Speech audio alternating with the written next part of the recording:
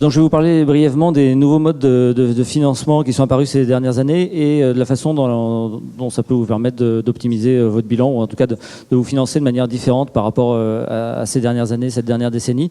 Je voulais juste prendre un peu de recul avant qu'on se lance dans des sujets un peu plus tech et innovation. Bon, je l'ai intitulé, pour rigoler un peu, ce que les moins de 20 ans ne peuvent pas connaître. C'est une étude sur le financement des PME en France qui s'intitulait d'ailleurs un contexte particulier favorable aux innovations, et c'est assez drôle parce que ça datait du début des années 2010. Donc à l'époque, vous voyez, ça vous en dit long sur le fait que la FinTech et notamment toutes les problématiques liées au financement des sociétés, et surtout des petites sociétés, étaient encore un sujet en friche. Si on regarde la colonne du centre qui est la France, donc c'est tiré d'une revue de référence, hein, c'est la revue d'économie financière, ça date de 2014, donc la plupart des chiffres sont de 2013 ou 2012 et certains de 2010. Mais si on regarde la colonne centrale pour la France, les prêts à l'époque représentaient, vous voyez, à peu près 920 milliards. Je ne sais pas si vous avez une idée de l'ordre de grandeur actuelle pour la France. On est à peu près sur 1300 milliards en ce moment aux entreprises. Donc, grosso modo, ça a augmenté d'à peu près 35%. En 10 ans, c'est pas forcément choquant quand on voit la croissance que la France a eue, l'effet Covid, etc. Alors que ce qui est intéressant, c'est que ce qui est vers le bas du tableau, le venture capital, les business angels, c'était même non déterminé tellement à l'époque ça c'était considéré comme ne pesant pas grand-chose et c'était compliqué à calculer. On était à peine à 500 millions, 500-600 millions, vous voyez, pour le venture capital. Aujourd'hui, on est estimé pour 2021, en incluant les BA, à 25 milliards. Donc on a fait x50. Et c'est une illustration du fait que l'innovation a notamment servi à financer les petites entreprises au sens large, que ce soit des TPE ou des PME. Mais c'est pour ça que depuis, le digital est passé par là. Et un autre phénomène qui est la titrisation. Désormais, dans tous les actifs de votre bilan, que ce soit, et donc les passifs également, dans tous les éléments de votre bilan, vous avez la capacité de trouver des modes de financement qui ne sont pas tous liés à la tech, mais en tout cas qui existent et qui, il y a 10 ans, n'existaient pas. Le but, c'est pas de revenir sur tous les sujets liés aux fonds qui peuvent vous financer sur différents pans de votre bilan, mais en tout cas, c'est de le souligner. Et ce qu'on va voir, c'est que y a des acteurs de la tech qui se sont un peu saisis de chacun de ces sujets pour permettre aux sociétés de différentes tailles de pouvoir se financer sans forcément faire de l'emprunt bancaire comme avant, c'était la seule solution pour les petites entreprises surtout, ou alors ouvrir son capital, et à l'époque c'était en plus compliqué.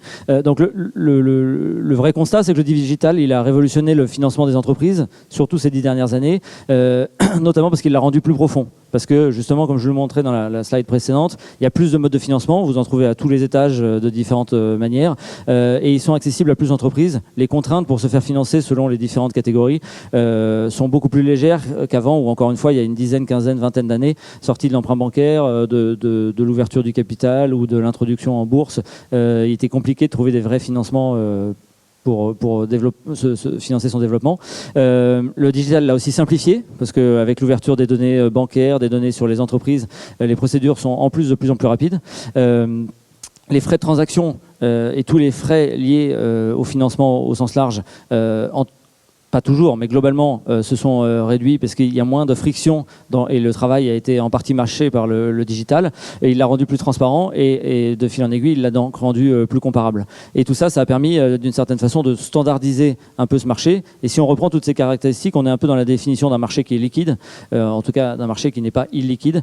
Et c'est pour ça qu'on pourrait dire que le marché des liquidités est devenu beaucoup plus liquide qu'il n'y a une dizaine d'années. Le digital a eu ce véritable effet, et la financiarisation de l'économie de façon générale avec la titrisation.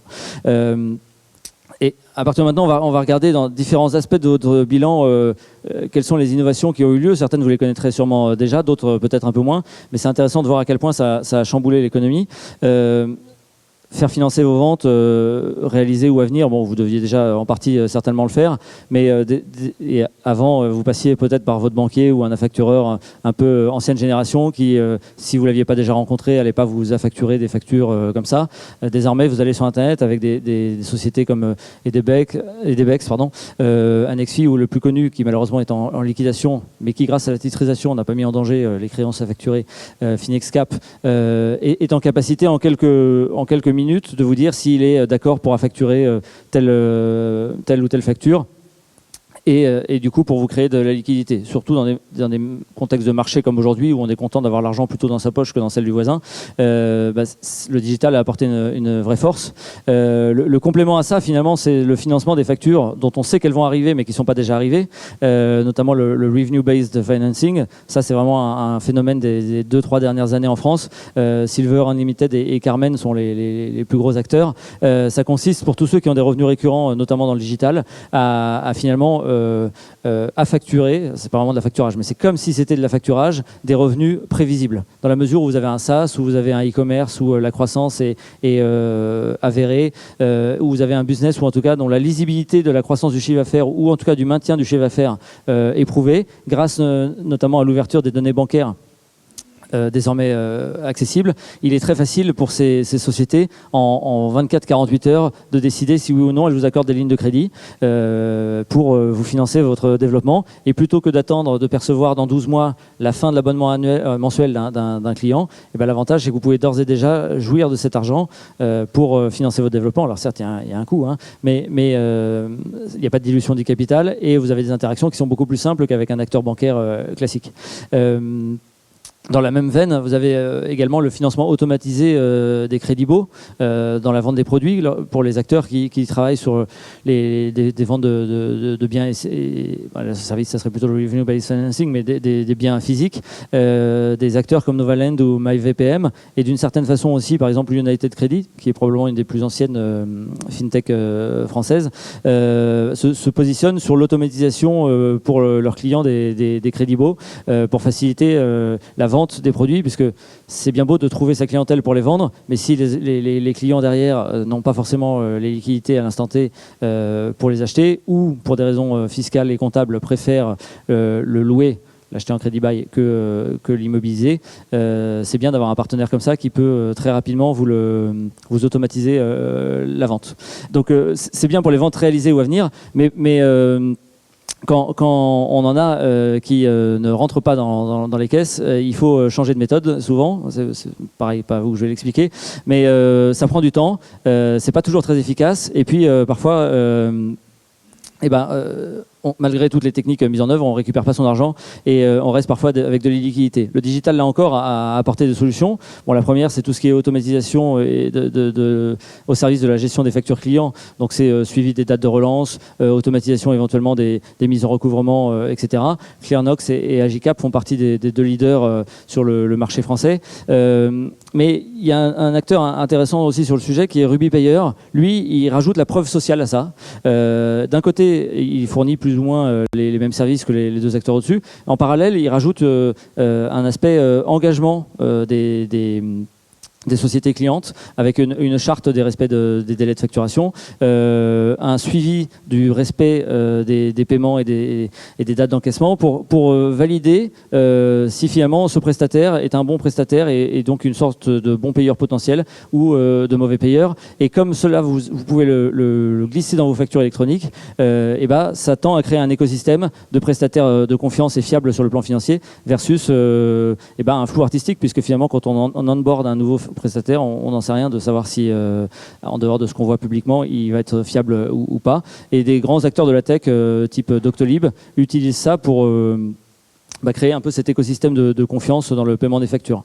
Mais quand vraiment récupérer l'argent lié à sa facture devient impossible, bon évidemment il y a le contentieux, hein, mais sorti du contentieux, au bout d'un moment on peut avoir envie, au lieu de passer à zéro dans ses comptes la créance et de la passer par perte et profit complètement, il y a un nouvel acteur en France et actif également aux États-Unis qui s'appelle DebtCatcher, qui comme son nom l'indique essaye de capter les dettes, donc les créances, qui a créé la première marketplace de vente de créances. L'idée, c'est que finalement, même si vous, dans votre book, vous considérez que la facture vaut quasiment plus rien ou presque plus rien, parce que peut-être même vous n'allez pas lancer de contentieux parce que ça ne vaut pas la peine d'aller récupérer l'argent au regard de la somme, il y a des gens dont le métier, c'est d'aller transiger et trouver un moyen d'entente, un terrain d'entente avec ceux qui doivent cet argent. Et il vaut mieux toujours récupérer par exemple 7% de sa valeur nominale ou 10% de sa valeur nominale ou 5% que 0. Et celui qui leur a acheté 5, 10, qui consacrera du temps, il sera toujours content de récupérer 20 ou 10 ou 30, pardon. Ça se faisait depuis longtemps dans la titrisation des dettes souveraines, mais maintenant ça existe aussi dans les créances corporate et donc dans la dette entre les entreprises. Et ça se développe beaucoup puisque voilà, on récupère pas tout son argent, mais c'est toujours mieux quand même. Ça, c'était pour la partie passif ou créance. Pour l'ouverture du capital, ou même rendre liquide une société qui ne l'est pas, il y a de nombreux acteurs dont vous avez sûrement déjà entendu parler qui existent sur le marché. L'un des plus gros venant du monde anglo-saxon, c'est Crowdcube. Qui s'est fait connaître par le passé pour avoir notamment fait les levées de fonds de Revolut, offrant des retours sur investissement à ces investisseurs très très importants. L'intérêt, c'est que quand vous ouvrez votre capital en temps normal, avec le schéma classique, vous aviez autant d'interlocuteurs derrière que d'investisseurs, qui parfois n'étaient pas forcément des gros investisseurs, parce que c'était friends and family du groupe, et donc c'est à gérer, c'est souvent compliqué.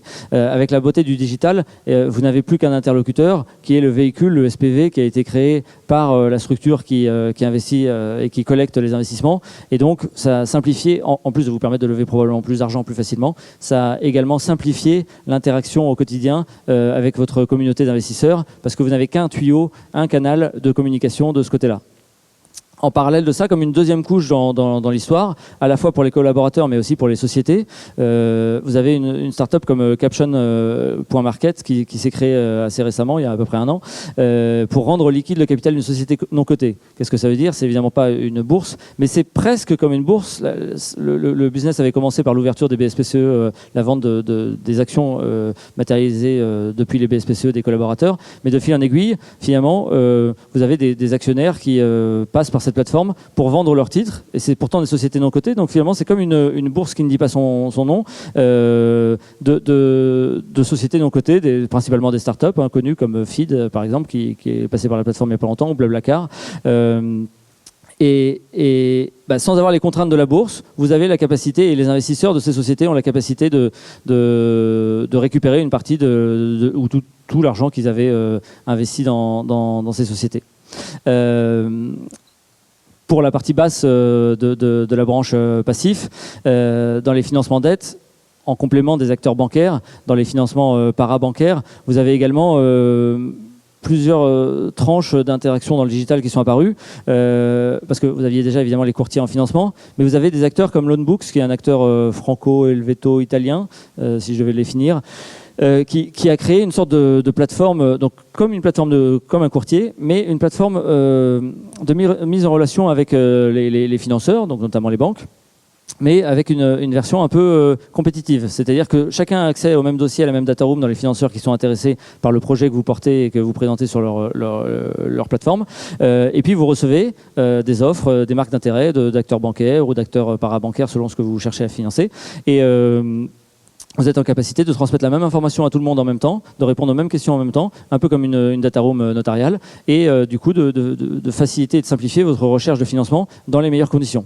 Vous avez également des acteurs fintech qui sont des véritables alternatives aux banques désormais grâce au sujet de titrisation, comme Club Funding qui se positionne sur quasiment toutes les tranches de financement, unitranche, mezzanine, senior, avec différents fonds. October fait également un peu pareil. Et puis vous avez aussi une alternative à la dette qui est apparue, notamment avec cet acteur We Do Good qui est un peu leader sur le sujet, qui sont les royalties. Donc au lieu d'emprunter de l'argent, vous allez rémunérer les investisseurs, qui ne sont pas des investisseurs dette, les investisseurs, par exemple, en lien avec l'augmentation du chiffre d'affaires que le financement qu'ils auront permis d'avoir aura déclenché grâce au développement. Vous avez par exemple en ce moment une plateforme de vente de livres d'occasion, pendant les 5 prochaines années, elle vous paye 3% du chiffre d'affaires par trimestre, jusqu'à un certain ROI minimal, mais il n'y a pas de plafond. Donc en fait, donc c'est 3%, donc la société elle a une lisibilité très grande sur combien ça va lui coûter, et en même temps, l'investisseur il a une sorte de plancher, puisque tant que le ROI minimal n'est pas atteint, la société devra continuer à payer, même si ça dépasse les 5 ans. Voilà.